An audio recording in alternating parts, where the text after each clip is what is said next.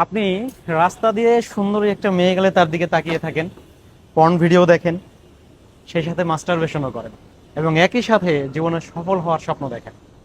এগুলা করে তো ভাই সফল হওয়া যাবে না। আপনি জীবনে যদি সাকসেসফুল হতে চান, সফল হতে চান, সর্বপ্রথম আপনাকে ফ্যান্টাসি থেকে বের হয়ে আসতে হবে, বাস্তবতাকে বুঝতে হবে, বাস্তবতাকে জানতে হবে।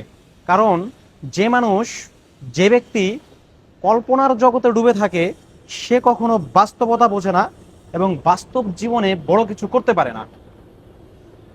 জীবনে সাকসেস হতে হলে সাকসেসফুল মানুষ কি করেছে, সাকসেসফুল মানুষের রুটিন আপনার ফলো করতে হবে।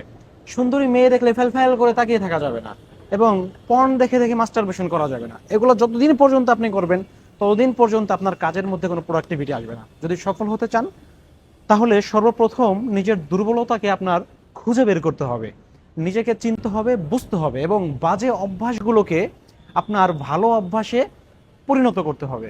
তাহলে একই সাথে কষ্ট করতে হবে, সংগ্রাম করতে হবে, সফলতা আসবে ইনশাআল্লাহ শেষ পর্যন্ত।